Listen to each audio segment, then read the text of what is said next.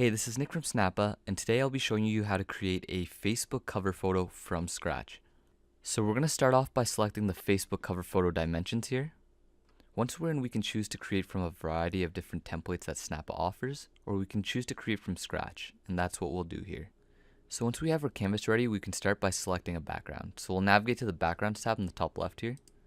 From there, we can choose from Snappa Images, Snappa Patterns. We can upload our own image, or we can choose a colored background. So I'm going to go ahead and navigate to the color picker and click the color that I want. Once we have our background ready, I can go ahead and add graphics. So I'll navigate to the Graphics tab in the top left here. From there, I can search the graphic that I want. So in this case, computer screen. Once I have the right graphic up, I'll click on it. And when it's on the canvas, I can then resize it and then reposition it to where I want it to be. Now I can go ahead and add another graphic by going to the Graphics tab once more and searching for the new graphic that I want.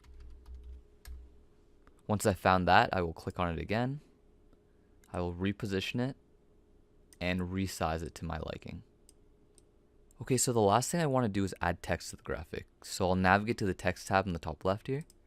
I'll click Add a Heading. From here, I can type in the text that I want, and I can change the font size.